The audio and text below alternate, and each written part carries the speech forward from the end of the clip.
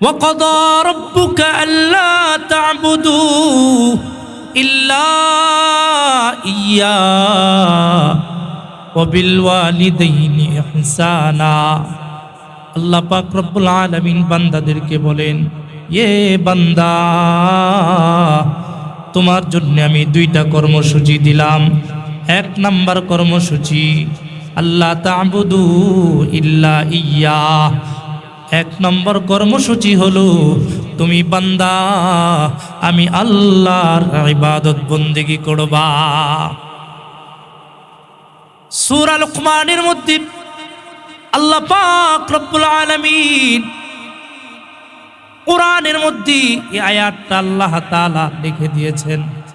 লুকমানে হাকিম তার সন্তানকে উপদেশ দেয়, ওয়া ইদ ক্বালা লুকমানু লিবনিহি ওয়া হুয়া ইয়াইদুহু ইয়া বুনাইয়া লা তুশরিক বিল্লাহ ইন্নাশ শিরকা লাযুলমুন আযীম। লুকমানে হাকিম সন্তানকে বলে, হে সন্তান, ইয়া বুনাইয়া, হে বৎস, লা তুশরিক বিল্লাহ, তুমি আল্লাহর সঙ্গে কাউকে শরীক করো না। ইন্নাশ শিরকা লাযুলমুন আযীম, কারণ শিরক হলো সব থেকে মারাত্মক গুনাহ। শিরক করবা না। আল্লাহ পাক রব্বুল আলামিন অপরিক আয়াতে বলেন, ইয়া আইয়ুহাল্লাযীনা আমানু দুখুলু ফিস সিলমি কাফা ওয়ালা তাত্তাবিউ খুতুওয়াতিশ শাইতান ইন্নাহু লাকুম আদুউম মুবিন। জোরে বলুন না আল্লাহু আকবার।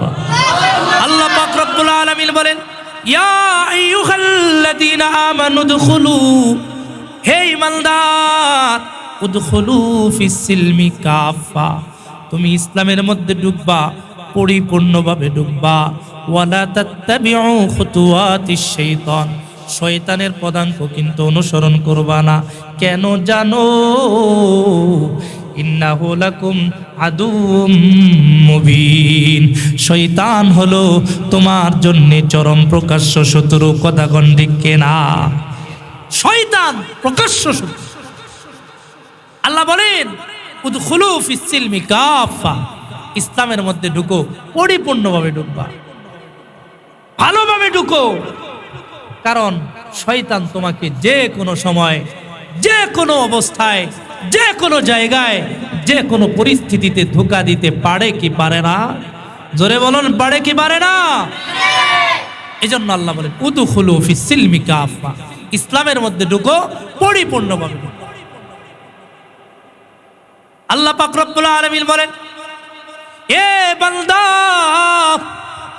ইসলামের মধ্যে তুমি ঢুকলা, আবার ইসলামের মধ্যে ঢুইকা আবার ওই দিক দিয়া তুমি ঘুষ খাইতেছো। ইসলামের মধ্যে ঢুকছো, নামাজ প্রথম কাতারে পড়ো, আবার যায়া সুদ খাও। নামাজ প্রথম কাতারে করো, নামাজ প্রথম কাতারে পড়ো, আবার যায়া তুমি খারাপ কাজগুলা করো। আল্লাহ বলে, বান্দা, এগুলা কিন্তু করবা না। এগুলো করলে বোঝা যাবে তুমি পরিপূর্ণভাবে ইসলামের মধ্যে ঢুকো নাই। জোরে বলুন, কথা ঠিক কিনা? ইয়া আইয়ুহাল্লাযীনা আমানু আমিনু, আল্লাহ পাক রব্বুল আলামিন বলে, ঈমানদাররা তোমরা ঈমান আনো। বলে, কাদের মতো ঈমান আনবা? আমিনু, যারা ঈমান আনছে তাদের মতো ঈমান। তার মানে ঈমান আনো সাহাবীদের মতো ঈমান। আল্লাহ বলে, ঈমান আনো সাহাবীর মতো ঈমান। ঈমান আনো বেলালের মতো ঈমান। ঈমান আনো খাব্বাবের মতো ঈমান তুমি আনো।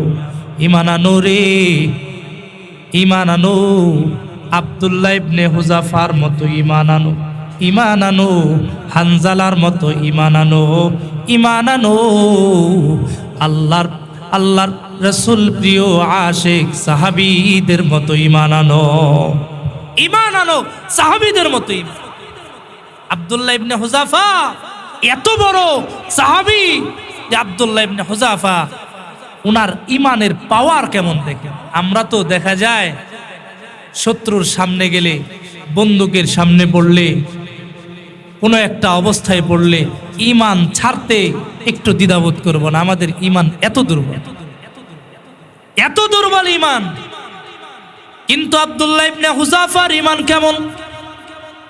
আব্দুল্লাহ ইবনে হুযাফা এত ঈমানের পাওয়ার ছিল। আব্দুল্লাহ ইবনে হুযাফা রাদিয়াল্লাহু তাআলা মুসলমানদের সঙ্গে রোম সম্রাটের একটা যুদ্ধ হয়েছে। রোম সম্রাট সৈন্যদেরকে বলছে, ও সৈন্যরা, মুসলমানদের সঙ্গে যুদ্ধ হবে। এই সৈন্য, মুসলমানদের একটা দলকে তোমরা মারবা না, তাকে আমার কাছে ধরে নিয়ে আসবা। আমি তাদের ঈমানের পরীক্ষা করব, ঈমানের পাওয়ারটা কেমন পরীক্ষা করব। ঠিক মুসলমানদের সঙ্গে রোম সম্রাট, রোম রাজ্যের একটা যুদ্ধ হয়েছে। যুদ্ধের মধ্যে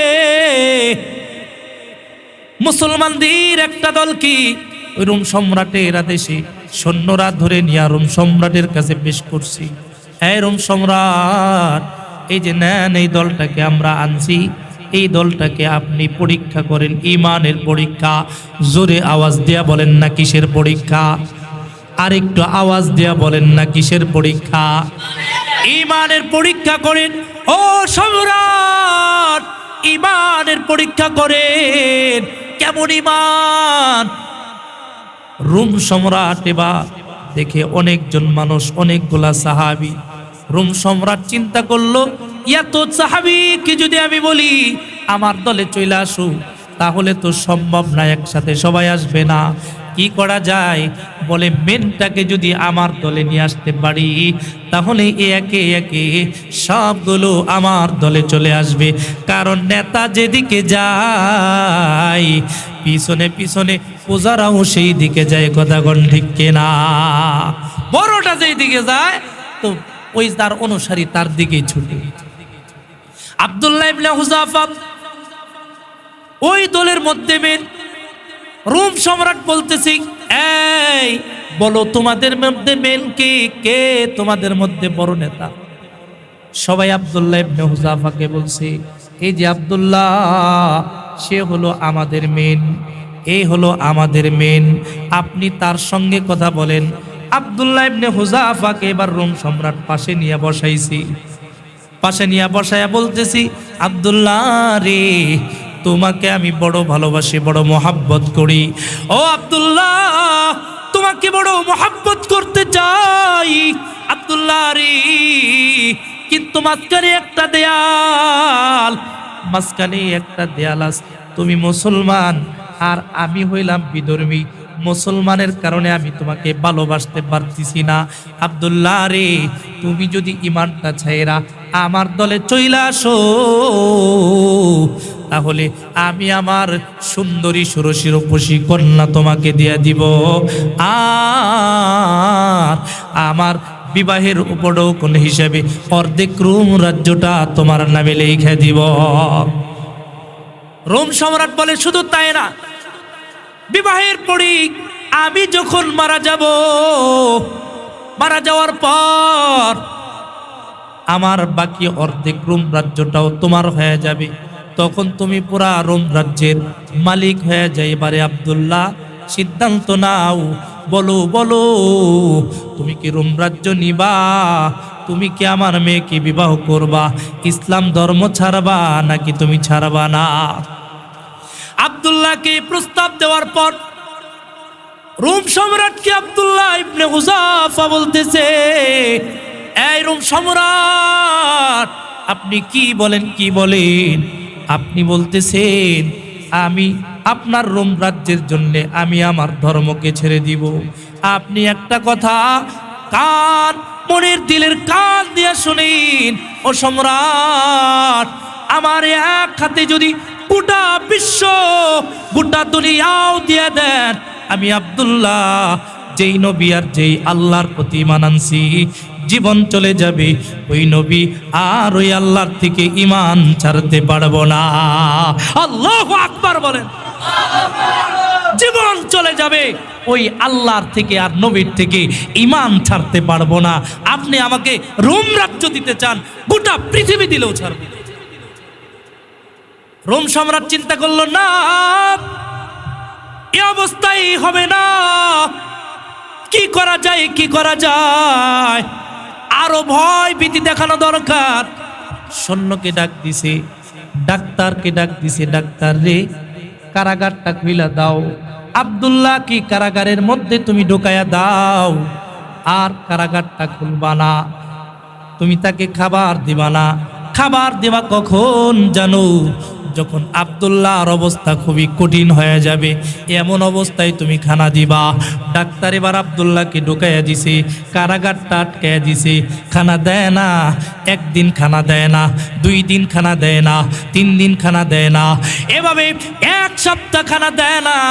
হঠাৎ করে আব্দুল্লাহর অবস্থা দেখার জন্য ডাক্তার পেরেশান হয়ে গেছে। কারাগারটা খুইলা চিন্তা করলো আব্দুল্লাহর অবস্থা কি। ভিতরে যাইয়া দেখে আব্দুল্লাহর অবস্থা কিন্তু বড় করুণ। আব্দুল্লাহ কথা বলতে পারে না, আব্দুল্লাহ বসতে পারে না, আব্দুল্লাহ দাঁড়াইতে পারে না। ওই ডাক্তার এবার পেরেশান হয়ে গেছে, দৌড়ায় রোম সম্রাটের কাছে চলে গেছে। ও রোম সম্রাট, আব্দুল্লাহর অবস্থা কিন্তু ভালো না, খাবার যদি না দিয়ে আব্দুল্লাহ তো মরে যাবে, কি করা যায়? রোম সম্রাট বলে, ডাক্তার খাবার দিবি, কি খাবার দিবা জানোনি? খাবার দিবা তুমি শুকরের গোস্ত ভুনা কইরা আর মদ মিশ্রিত পানি তুমি তাকে খাবার দিয়া দাও। কি দিবে? শুকরের মাংস ভুনা আর মদ মিশ্রিত পানি। শুকরের গোস্ত খাওয়া জায়েজ না হারাম? জোরে বলেন না কেন, জায়েজ না হারাম? মদ খাওয়া জায়েজ না হারাম? হারাম না বেশি হারাম? বলে তুমি তাকে মদ মিশ্রিত পানি দাও, শুকরের মাংস দাও। চালাকটা কেমন দেখেন, চিন্তা করে অবস্থা তো খারাপ, এমন অবস্থায় যা পাবে তাই খাবে। তো শুকরের মাংস খাইলে যদিও শারীরিকভাবে একটু শক্তি আসে, কিন্তু ভিতরের ঈমানি রুহানিয়াত আর একটু ছিটাফাটা বাকি থাকে। কথা কন, বাকি থাকে। ঈমান বলতে আর কিছু থাকে না। ডাক্তার শুকরের মাংসটা নিয়ে গেছে, মদ মিশ্রিত পানি নিয়া আব্দুল্লাহকে বলতেছে, আব্দুল্লাহ এই যে তোমার জন্য খানা নিয়ে আসছি। বলে কি খাওয়া? বলে তোমার জন্য শুকরের মাংস ভালো করে বোনা করে নিয়ে আসছি, মদ মিশ্রিত পানি নিয়ে আসছি। আব্দুল্লাহ রে, এগুলো খায়া তুমি তোমার জীবনটা নিবারণ করো। আব্দুল্লাহ এই কথা শোনার সঙ্গে সঙ্গে, যে আব্দুল্লাহ কথা বলতে পারে না, যে আব্দুল্লাহ অসুস্থর কারণে বসতে পারে না, দাঁড়াইতে পারে না, এই কথা শোনার সঙ্গে সঙ্গে আব্দুল্লাহ বলতেছে, এই তুমি কি বললা? মদ মিশ্রিত পানি এটা তো ইসলামের মধ্যে হারাম। আরে শুকরের মাংস এটা তো ইসলামের মধ্যে হারাম। আমার আল্লাহ মদ খাইতে নিষেধ করছে, শুকর খাইতে নিষেধ করছে, তুমি ওই শুকরের মাংস আর মদ মিশ্রিত পানি নিয়ে আসছো। বলো ডাক্তার, তুমি খাবারটা নিজ দায়িত্বে এখান থেকে সরাইবা, নাকি আমি আব্দুল্লাহ লাথি দিয়া এই খাবারটাকে সরাইয়া দিব? আল্লাহু আকবার! নিজের ইচ্ছাই সরাইবা নাকি আমি সরাইয়া দিব? আমাকে লোভ দেখাও, জীবন চলে যাবে, ইসলাম ছাড়তে পারবো না, ইসলাম ছাড়তে পারবো। রোম সম্রাট চিন্তা করলো, না না, এভাবেও হবে না। সৈন্যকে ডাক দিয়ে বলে, শোনল, এবার তুমি একটা ডেগ নিয়ে আসো, পাতিল নিয়ে আসো, ডেগের মধ্যে তেল গরম দাও। তেল গরম দিয়া তেলটা যখন ফুটবে, দেখবেন তেল যখন ফুটে, তো ফুটলে ছিটা ফোটা এদিক সেদিক ছড়ায় পড়ে। কথা কোন ঠিক কিনা ঠিক? এমন অবস্থায় যখন তেলটা গরম হয়ে গেছে, এদিক সেদিক ছিটা ফোটা পড়া শুরু করলো। রোম সম্রাট বলতেছি, ওই যে কয়েকখানার থেকে একটা মুসলমান ধইরা আনো। মুসলমান ধইরা এবার ওই ডেগের মধ্যে ফালাইয়া দিছি। ফালানোর সঙ্গে সঙ্গে মুসলমান কয়েদি বোনা কাবাব হয়ে গেছে। এমন অবস্থায় রোম সম্রাট আব্দুল্লাহকে জিজ্ঞাসা করে, এই আব্দুল্লাহ, ও আব্দুল্লাহ, বলো বলো, ওই যে তোমার এক ভাইকে ডেগের মধ্যে তেলের মধ্যে ফালাইয়া দিছি, তেলের মধ্যে ফালানোর সঙ্গে সঙ্গে বোনা কাবাব হয়ে গেছে। আব্দুল্লাহ রে, এখনো সময় আছে, এখনো সময় আছে। তুমি যদি ইসলাম ছেড়ে দাও আমার কন্যা পাইবা, ইসলাম ছেড়ে দিলে আমার রাজত্ব পাইবা, ইসলাম ছেড়ে দিলে পুরা রাজত্বের মালিক তুমি হইবা, সম্রাট তুমি হইবা। আর যদি ইসলাম না ছাড়ো, ডেগের মধ্যে তেল গরম ফুটতেছি, ডেগের মধ্যে ফালায়া আব্দুল্লাহ তোমাকে বোনা কাবাব বানায় ফেলবো। এই বলো আব্দুল্লাহ, এখনো সময় আছে, সময় আছে, বলো বলো কি সিদ্ধান্ত? আব্দুল্লাহ বলে, এবার আব্দুল্লাহর চোখ দিয়ে একটু পানি বের হওয়া শুরু হয়েছে। আব্দুল্লাহর চোখ দিয়া পানি বের হয়। আর রোম সম্রাট তাকায় বলে, আব্দুল্লাহ, এতক্ষণ তুমি বললা ইসলাম ছাড়বা না, আবার এখন তেল গরম দেখা তুমি কি ভুলে গেছো নাকি? ভয় পাইলা? চোখ দিয়া পানি বের হইতেছে। আব্দুল্লাহ বলে, ও রোম সম্রাট, কি বলেন, কি বলেন? আমি তো মুসলমান, আমি তো ইমানদার, ইমান আনছি, ওই আল্লাহর প্রতি ইমান আনছি, নবীর প্রতি ইমান আনছি। আমি তো জীবনের কোনো পরোয়া করি না, জীবন আমি আমার পকেটে নিয়ে ঘুরি, কখন জীবন চলে যাবে পরোয়া করি না। শাহাদাতের তামান্নায় আমি থাকি, কারণ আমি মুসলমান, আল্লাহ আমার সঙ্গে আছি। লাইলায়ে মাশুকে বরজু কাইসে সা মজনু নেহি, লাইলায়ে মাশুকে বরজু ऐसे सा मजनू नहीं, लुत्फ़ ज़ौक़े आशिक़े हरगिज़ उसे हासिल नहीं, इश्क़ महबूबे खुदाए दिल जैसे हासिल नहीं, लाखों मोमिन है मगर ईमान में कामिल नहीं। अल्लाह अल्लाह का सबक हमको पढ़ाया आपने, रब से बंदो का ताल्लुक बस लगाया आपने। এই রোম সম্রাট, কি বলেন? মরণের আমি কোনো পরোয়া করি না, আমি এজন্য চোখ থেকে পানি বের করতেছি। সম্রাট, আমি চিন্তা করি রে, আমি আব্দুল্লাহর জান হইল মাত্র একটা, আমি একবার যদি ডেগের মধ্যে চলে যাই তো একবার শাহাদতে রমিও সুদা পান করে ফেললাম, আমার দ্বারা ইসলামের এত উপকার হইল না। আমি চিন্তা করি আল্লাহ তাআলা যদি আমাকে 100টা জান দিত, 100টা জান আমি আল্লাহর রাস্তায় কুরবান করে দিতাম, শহীদ করে দিতাম। একবার তেলের মধ্যে পড়তাম, শহীদ হয়ে যাইতাম, আবার আল্লাহ জানটা ফিরে দিত, আবার তেলের মধ্যে যাইতাম, আবার আল্লাহ তাআলা জানটা ফিরে দিত। এইভাবে 100টা জান আমি দিয়ে দিতাম। ও সম্রাট, আপনি কি বলেন? ঈমান হারানোর চিন্তা আর আল্লাহকে বলার চিন্তা, আমি আব্দুল্লাহ জীবন চলে যাবে, কখনো ইসলাম আর ঈমান ছাড়তে পারবো না। আল্লাহু আকবার বলেন। ঈমান কখনো ছাড়তে পারবো না। ঈমানের পাওয়ার কেমন!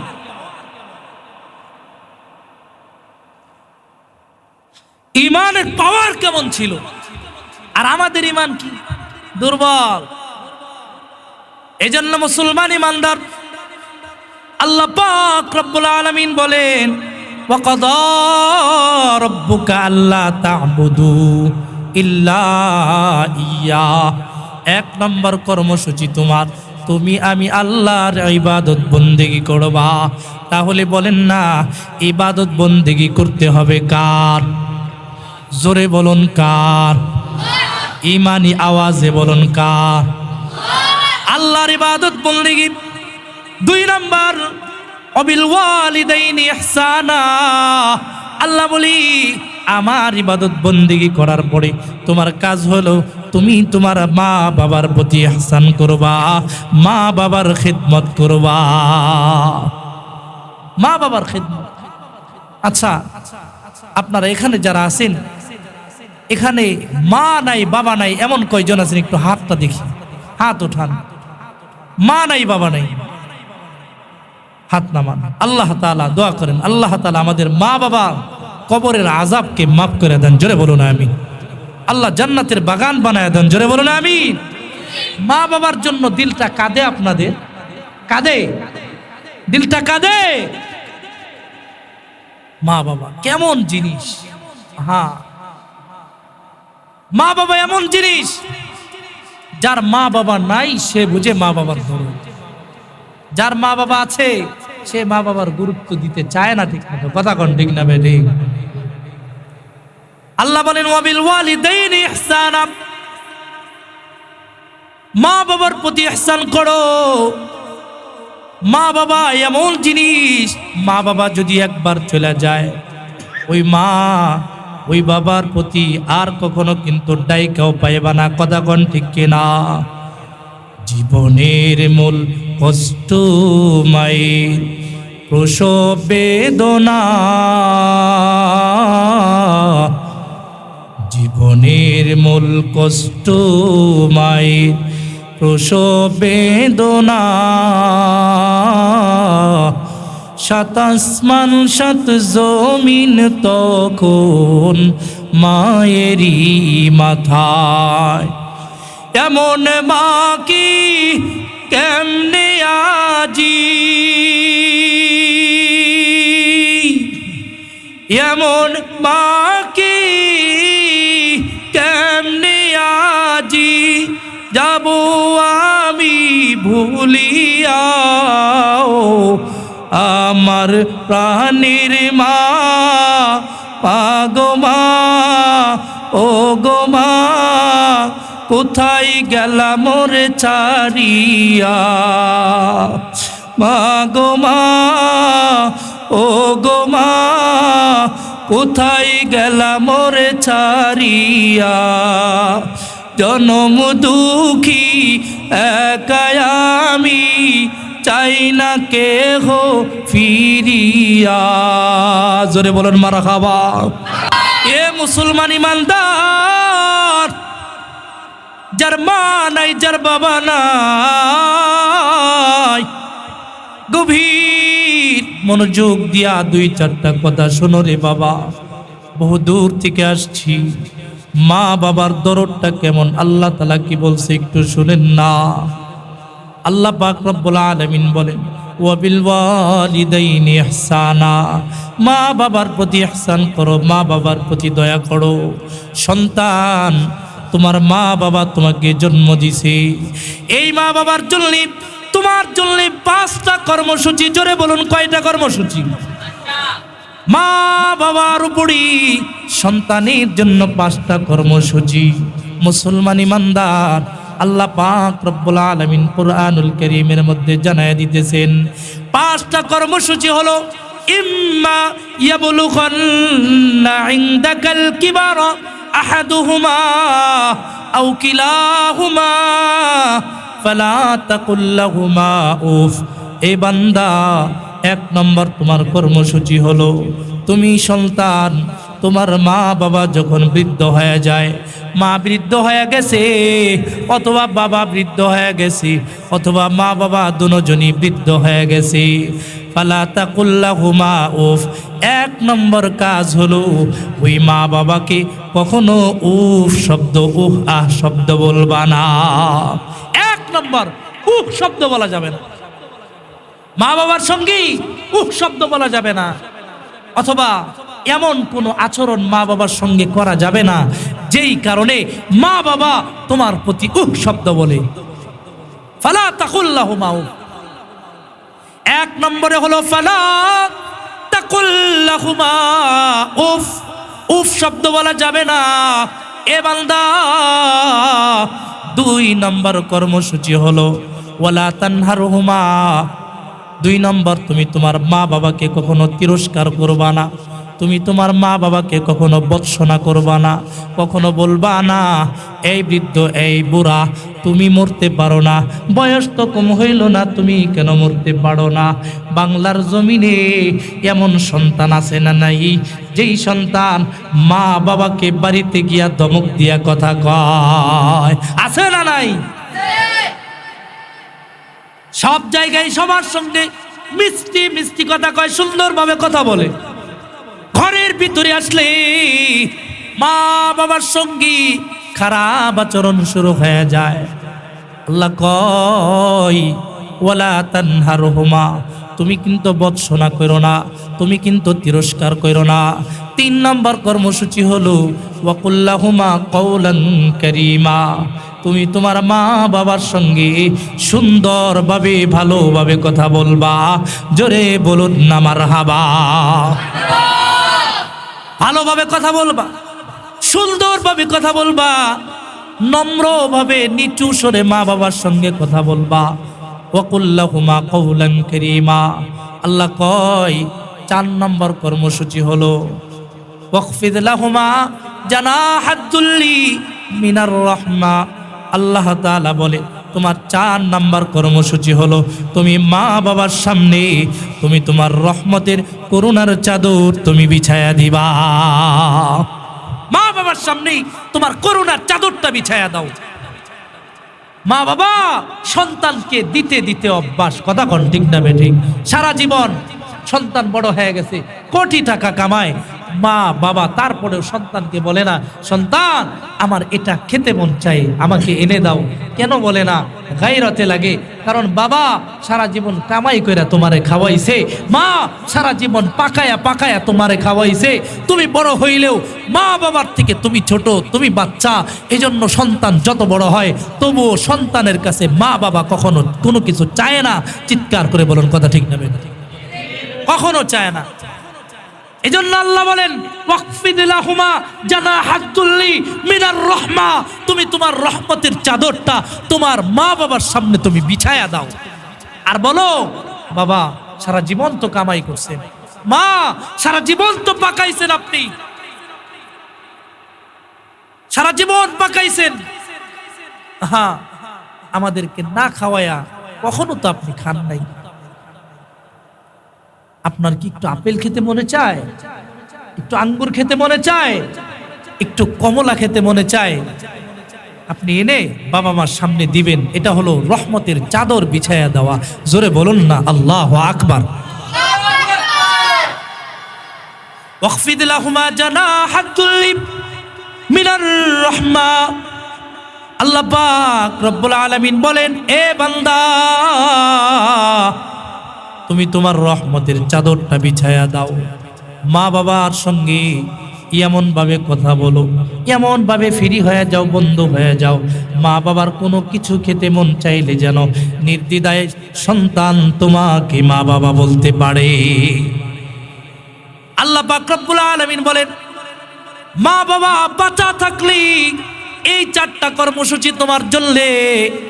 আর যদি মা বাবা মইরা যায়, কবর দেশে যদি পাড়ি জমায়, তাহলে এই সন্তান তোমার জন্য আরেকটা কর্মসূচি আছে। সন্তান ওই যে বাড়ির পাশে কবরস্থানে তুমি তোমার মা বাবাকে কবর দিয়ে আসছো, আজ পর্যন্ত ওই কবরের মধ্যে তুমি যাও না। মা বাবা কোন হালতে আছি একবারও কি খবর নাও? আল্লাহ কয় এ বান্দা তোমার মা বাবা যখন কবরে চলে যায়, কবরের কাছে একবার যাইবা, কবরের কাছে গিয়া কবরটা জিয়ারত করবা আর দোয়া করবা রব্বির হামহুমা কামা রব্বায়ানি সগীরা। জোরে বলেন রব্বির হামহুমা কামা রব্বায়ানি সগীরা। আল্লাহর কাছে বলেন ও আল্লাহ আপনি আমার মা বাবাকে ওইভাবে রহম করেন, ওইভাবে দয়া করেন যেইভাবে মা বাবা আমরা ছোট যখন ছিলাম তখন মা বাবা আমাদের উপরে যেরকম দয়া করছি। এ মুসলমান, এ বানিয়াকান্দির মুসলমান, এই সুনামগঞ্জের মুসলমান, ওই মা ওই বাবা আমাদের জন্য কত কষ্ট করছে দেখেন না। মা 10 মাস 10 দিন পেটের মধ্যে গর্ভে নিয়ে আমাদের জন্য কষ্ট করছে। গর্ভের মধ্যে আমরা লাথি দিছি, আমরা কত আঘাত করছি, মা কষ্ট সহ্য করছে। আবার শুধু এটাই না, যখন গর্ভের থেকে বের হয়ে যাবে বাচ্চা, এমন সময় জীবনের রিস্ক নিয়া মা সন্তানকে প্রসব করছি, জীবনের রিস্ক নিয়া করছি, তারপরেও সন্তান নষ্ট করে নাই। কথা কোন ঠিক কিনা? হাসপাতালের মধ্যে অনেক সময় দেখা যায়, হাসপাতালের মধ্যে অনেক সময় দেখা যায় মা সন্তান ডেলিভারির সময় মা মারা গেছে। কথা কোন ঠিক কিনা? মা দুনিয়ায় নাই, সন্তান বাঁচাছি কিন্তু মাটা নাই। এরকম মা জীবনের রিস্ক নিয়ে সন্তানকে দুনিয়ার সৌন্দর্য দেখায়া দেয়। আল্লাহ পাক রব্বুল আলামিন বলে, ও বান্দা, শুধুমাত্র দুনিয়ায় এসেই ক্ষান্ত হয় না।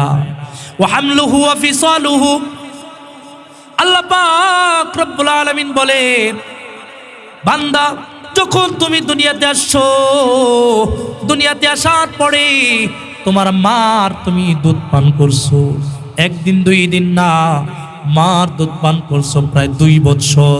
2 বছর দুধ পান করছো, মা তোমাকে দুধ পান করাইছে।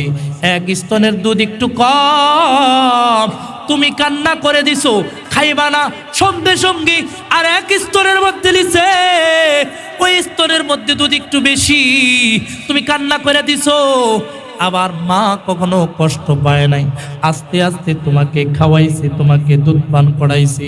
শীতের রাত মা তোমাকে কোলে নিছে, শীতের রাতে তুমি পেশাব করে দিছো, পায়খানা করে দিছো, মা কষ্ট পায় নাই, মা কিন্তু তোমাকে ফেলায় দেয় নাই। মা আবার কোলে নিয়া পরিষ্কার করে সাফ করে কোলে তুলে নিছে। তোমার চেহারার দিকে তাকায়া, তোমার হাস্যোজ্জ্বল চেহারা যখন মা একবার দেখছে, একবার দেখার সঙ্গে সঙ্গে সারাদিনের কষ্ট ওই মাটা ভুলে গেছে, হাস্যোজ্জ্বল চেহারা দিয়া কষ্টগুলা ভুলাইয়া দিছে। ওই মা, ওই বাবা, সন্তান যত বড় হয় মা বাবার আদর কখনো কমে না, নিঃস্বার্থ ভালোবাসা মা বাবা করে। আল্লাহ পাক রব্বুল আলামিন বলে, এ বান্দা, যে মা বাবা তোমার জন্য এত কষ্ট করলো রে, ওই মা বাবাকে তোমরা ভুইলো না। জোরে বলুন না আল্লাহু আকবার, আরো জোরে বলুন না আল্লাহু আকবার। আল্লাহ বলেন, এ বান্দা, ওই মা বাবাকে তুমি ভুইলো না। কবর যখন দিবা, ওই মা বাবার জন্য তুমি দোয়া করবা। এ সন্তান, তুমি যখন রাত্রে বাড়িতে ফিরো না, মা তোমার জন্য অপেক্ষায় থাকি, ফোন দেয়, বাবা তুমি কোথায় আছো? রাত তো 12টা বাজে গেল, এখনো কি তুমি বাড়িতে ফিরবা না? কই কই? সন্তান বলে, মা এখনো তো একটু সময় লাগবে। 1টা বেজে যায়, মা ফোন দেয়, বাবা কই আছো, কই আছো, বলো তুমি কি আসবা না? খানা খাইবা না? ঘুমাইবা না? মা পেরেশান হয়ে থাকে। রাত যখন 1:30টার সময় ঘর ঠক ঠক করে আওয়াজ করে, দরজাটা খুইলা দেয় মা। মা পাশে বইসা থাকি, সন্তান খাবার খায়, সন্তান খাবার খায়া মার দিকে তাকায় বলে, মা তুমি কি খাইছো নি? মা বলে, সন্তান তোমাকে না খাওয়ায়া আমি মা কিভাবে খাই?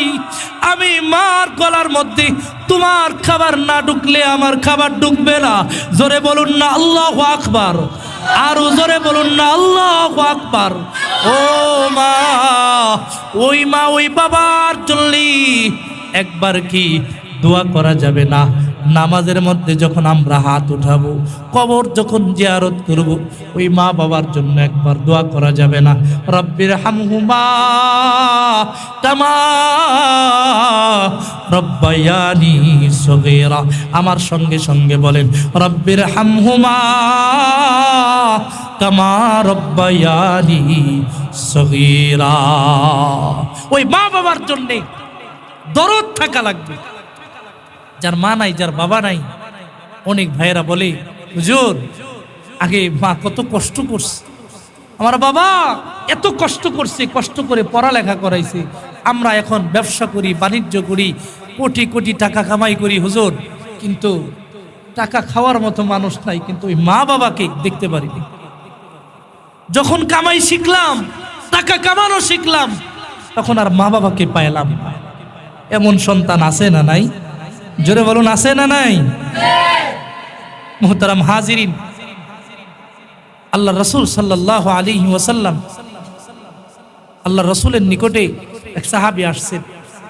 এসে আল্লাহ রসুলকে জিজ্ঞাসা করতেছেন, আইয়ুল আমাল আফদল ইলা রাসূলিল্লাহ, ইয়া রাসূলুল্লাহ, আইয়ুল আমাল আফদল ইয়া রাসূলুল্লাহ, ইয়া রাসূলুল্লাহ, দুনিয়ার মধ্যে সব থেকে ভালো আমল কোনটা?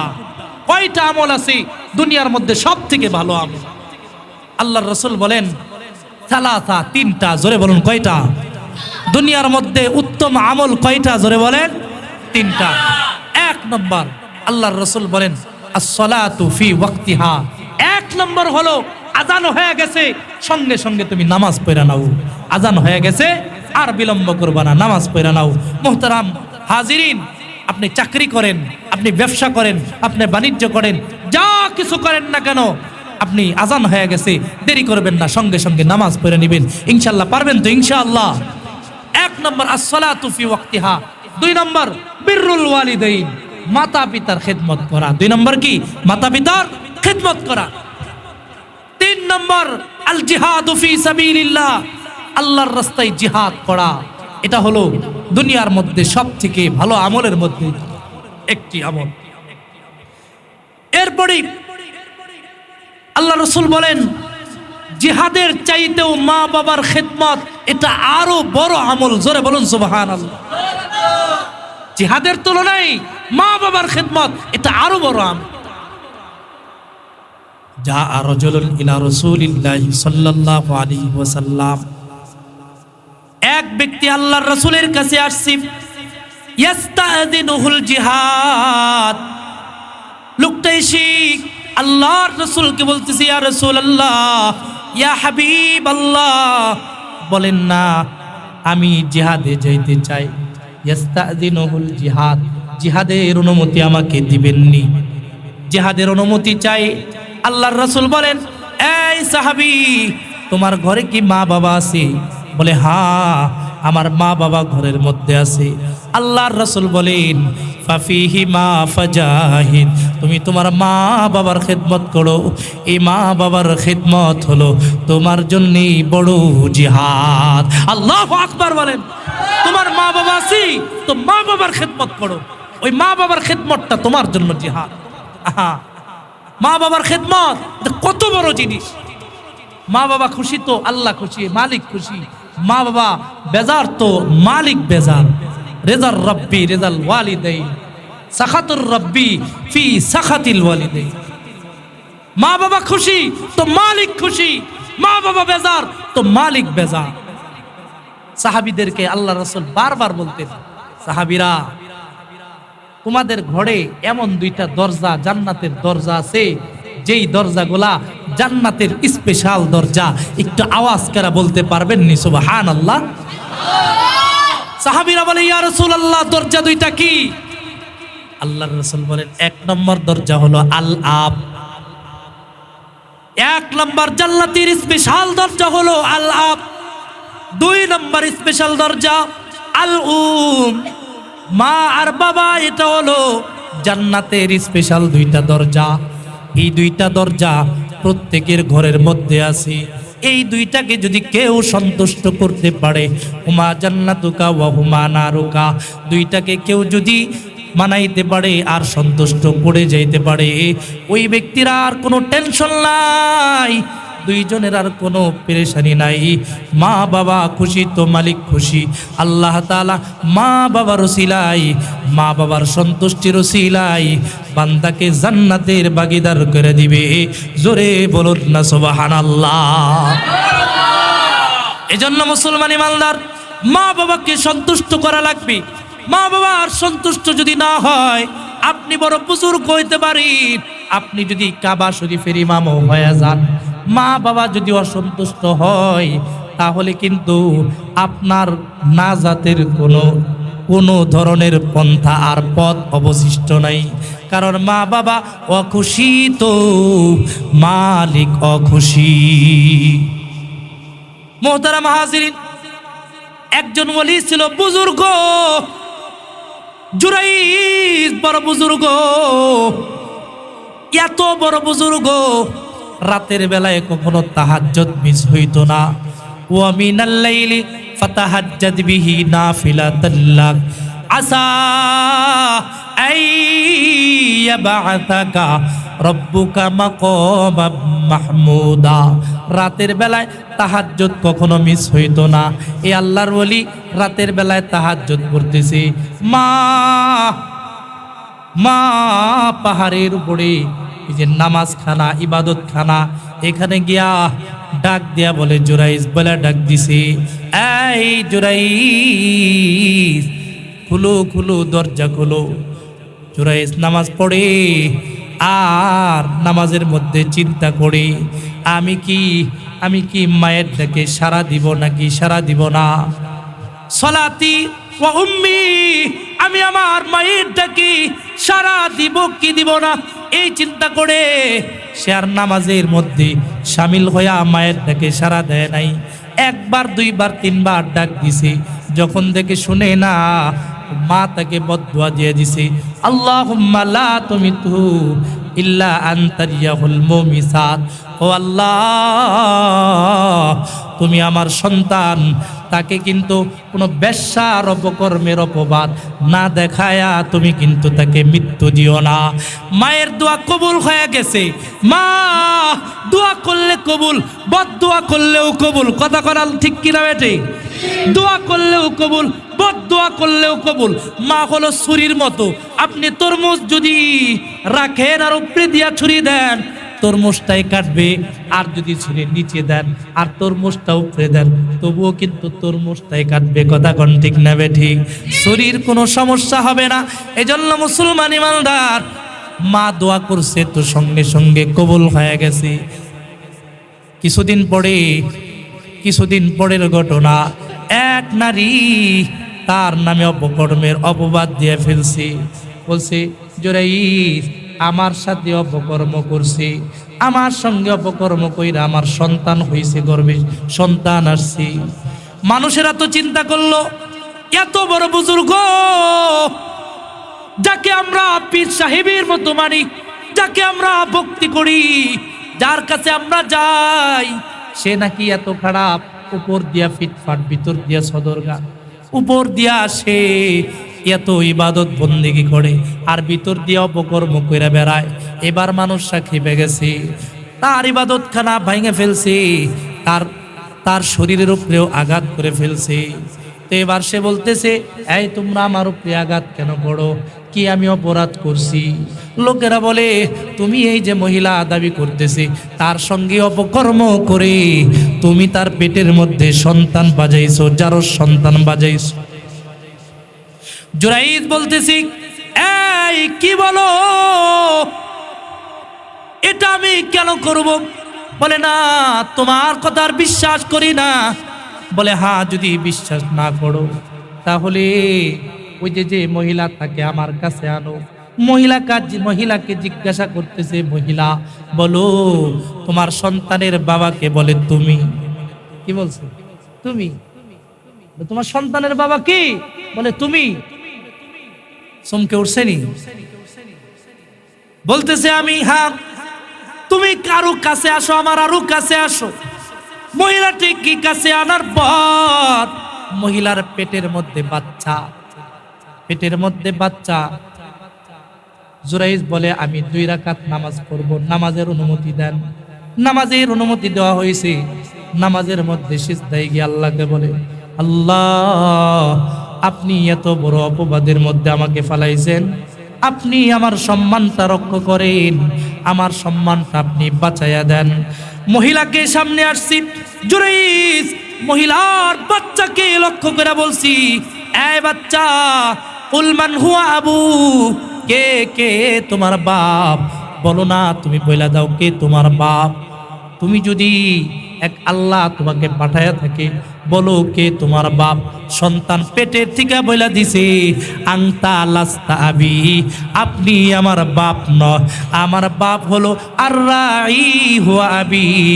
ওই যে চিপার মধ্যে দাঁড়ায় আছে এক রাখাল, ওই রাখাল হলো আমার বাপ। আল্লাহু আকবার বলেন না। এত বড় বুজুর্গ, তারপরেও কিন্তু সে আল্লাহ এই মার অপবাদ থেকে বাঁচতে পারে না। এই জন্য মা যে কত বড় জিনিস, বুজুর্গ হইলেও মা বাবার বদদোয়া পাইলে ওটা কাজে লাগবে, ওটা আল্লাহর কাছে পৌঁছবে, ওটা লাগবেই। কিন্তু মুসলমান ইমানদার, ছোট্ট একটা ঘটনা বলে শেষ করে দিব। ওয়াইজুল করণীর নাম আপনারা শুনছেননি? ওয়াইজুল করণী অনেক বড় বুজুর্গ। ওয়াইজুল করণী মুসলমান ইমানদার, বড় আল্লাহর ওলি। আল্লাহ তাআলা তাকে বড় ওলি বানাইছে।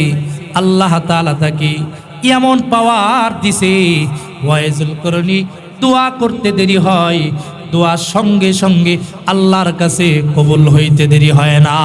সুবহানাল্লাহ। এই ওয়াইজুল করণী মা কি খেদমত করত, নবীর আশেক, নবীর আশেক, নবীকে বড় ভালোবাসত। কিন্তু মায়ের খেদমতের কারণে নবীরকে দেখতে পারে নাই। মাকে বলে, মা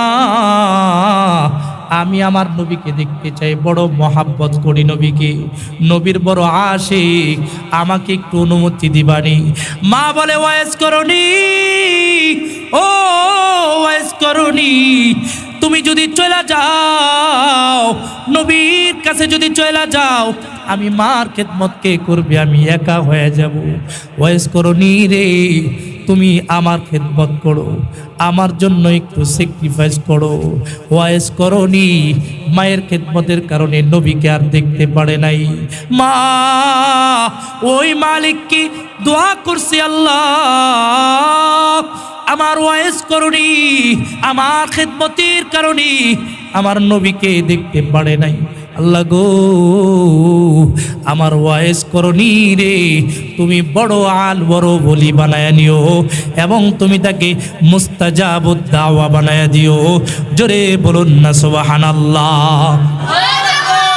আল্লাহ তাআলা তাকে বড় ওলি বানাইছে, মুস্তাজাবুদ দাওয়া বানাইছে। আল্লাহর রাসূলকে আল্লাহ তাআলা স্বপ্নে দেখাইছে, ও হাবিব, ওই যে ইয়ামেনের মধ্যে কুরুন নামক একটা স্থান আছে, এখানে ওয়াইজ নামের একজন আল্লাহর ওলি আছে, আমার আশেক আছে, তোমাকে বড় মহাব্বত করে। নবী আমার, আপনি কিন্তু ওয়াইজ করণীরে ভুলেন না, আপনিও তাকে মহাব্বত করেন। আল্লাহর নবী ঘুম থেকে জাগ্রত হয়েছে, হযরতে ওমরকে ডাক দেয়, হযরতে আলীকে ডাক দেয়, ও ওমর, ও আলী, আয় আয় আয় আয়, ওমর, আমার একজন বড় আশিক, ওই যে ওয়াইজ করণী, করুন নামক স্থানে ইয়ামেনের মধ্যে বসবাস করে, মায়ের খেদমতের কারণে আমাকে দেখতে পারে নাই। ও ওমর রে, আমি যদি মইরা যাই, আমি মরার পরে আমার একটা জুব্বা মোবারক তুমি ওয়াইজ করণী রে হাদিয়া দিবা, আর বলবা, ওয়াইজ করণী, তুমি এই জুব্বাটা পইরা আল্লাহর কাছে আমার উম্মতের জন্য দোয়া চাইবা। সুবহানাল্লাহ। আমার জুব্বা মরার পরে জুব্বাটা দিবা, আর দিয়া বলবা যে ওয়াইজ করণী, নবী বলছে আপনার নবীর উম্মতের জন্য আপনাকে দোয়া করার জন্য। সুবহানাল্লাহ। আল্লাহর নবীর ইন্তেকাল হয়ে গেছে, হযরত ওমর সঙ্গীকে নিয়া এবার ওই আমিনের করুন নামক স্থানে রওয়ানা, জুব্বা নিয়ে রওয়ানা। ইয়ামেনে যায় মানুষদেরকে জিজ্ঞাসা করে, এই বলো না, তোমরা কি ওয়াইজ করণীরে চিনো নাকি? কেউ বলে চিনি না। যাকে জিজ্ঞাসা করে কেউ বলে চিনি না। এক রাখালরে জিজ্ঞাসা করে, রাখাল কয়, হ্যাঁ ওয়াইজ করণীরে আমি চিনি। ওয়াইজ করণী ওই যে জঙ্গলের মধ্যে একটা ইবাদতখানা বানাইছি, ওই ইবাদতখানার মধ্যে ওই ওয়াইজ করণী সব সময় আল্লাহর ইবাদত আর মার খেদমত করি, ওয়াজ করনি, অনেক দূর আগায় যাইতেছি। হযরত ওমর বলি আর বলতে হবে না। হযরত ওমর এবার ওয়াজ করনির কাছে চলে গেছে, যায় সব কিছু দেখে বলে, এই ওয়াজ করনি, তুমি ওয়াজ করনি, মদিনার থেকে আমি আসছি, আমি হলাম মদিনার সাহাবী ওমর, আমার সঙ্গীকে নিয়ে আমি আসছি। আল্লাহর নবী আমাকে পাঠাইছে, একটা চাদর দিয়া পাঠাইছে। ওয়াজ করনি রে, এই চাদরটা বইরা নবীর উম্মতের জন্য আপনার কাছে দোয়া চাইছে, দোয়া করতে বলছে। ওয়াজ করনি বলে, ওমর আপনি সাহাবী, ভুল জায়গায় আসছেন, আমি এত বড় হইতে পারি নাই, আমার কারণে মদিনার থেকে সাহাবী আসবে, আবার নবীজি আমার জন্য জুব্বা পাঠায়া দিব, আপনি মনে হয় ভুল করছেন, অন্য কোনো ওয়াজ করনি।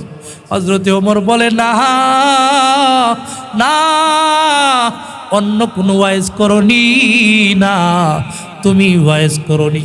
কারণ নবীকে আল্লাহ স্বপ্নে দেখাইছে, তোমার চেহারাটা দেখাইছে, তোমার হাত দেখাইছে, তোমার পাটা দেখাইছে, তোমার হাতের মধ্যে সাদা একটা দাগ ছিল, এটাও দেখাইছে। ওয়াজ করনি, অনেক গোপন করছো, আর কোনো গোপন করো না, আমরা বুঝা গেছি তুমি ওয়াজ করনি, ওয়াজ করনি। এবার যখন দেখলো আর কাজ হবে না, জুব্বাটা নিয়া পড়ি ভিতরে চলে যায়, সিজদার মধ্যে পড়ে গেছে, আর মালিককে বলে, মালিক ও আল্লাহ, আপনাকে আমি বলেছিলাম আমার এই পরিচয়টা আপনি আর প্রকাশ করবেন না, আপনি যখন প্রকাশ করে দিছেন, আপনার কাছে আরজি, নবী আর ওনার উম্মতের জন্য দোয়া চাইতে বলছেন, আর আপনি আমাকে মুস্তাজাবুদ দাওয়া বানায় দিছেন। আল্লাহ গো, আমি দোয়া করি আমার নবীর জন্য, আমার নবীর উম্মতের জন্য আপনি তার সব গুনাহগুলো মাফ করে দেন। সুবহানাল্লাহ, আল্লাহ সব গুনাহগুলো মাফ করে দেন। আল্লাহ তাআলা বলে, সব গুনাহ তো মাফ করা যাইব না, কারণ নবীর উম্মত তো অনেকে আছে সুদখোর, অনেকে আছে ঘুষখোর, অনেকে অপকর্ম করে, অনেকে গাঞ্জা খায়, অনেকে অনেক ধরনের কাজ করে, সবাইরে তো মাফ করা যাবে না। ওয়াজ করনি বলে, আল্লাহ মাফ করতে হবে। কয়, যা আমি 10% মাফ করে দিলাম, জোরে বলুন সুবহানাল্লাহ। ওয়াজ করনি বলে হবে না, আরো মাফ করতে হবে, বলে যা 20% মাফ করে দিলাম, না হবে না, করেন, জোরে বলুন আল্লাহ কবুল করেন, আমিন। আর যাদের মা বাবা নাই, যাদের মা বাবা কবরবাসী হয়ে গেছে, আজ থেকে দোয়া করতে পারবেননি, রব্বির হামহুমা কামা রব্বায়ানি সগীরা, আল্লাহ ওই মা বাবার কবরটাকে তুমি মাফ করে দাও, তাদের প্রতি ওই রকম দয়া কইরো যেই রকম দয়া মা বাবা আমার জন্য ছোট কালে করছে। এই দোয়াটা করতে পারবেন তো ইনশাআল্লাহ?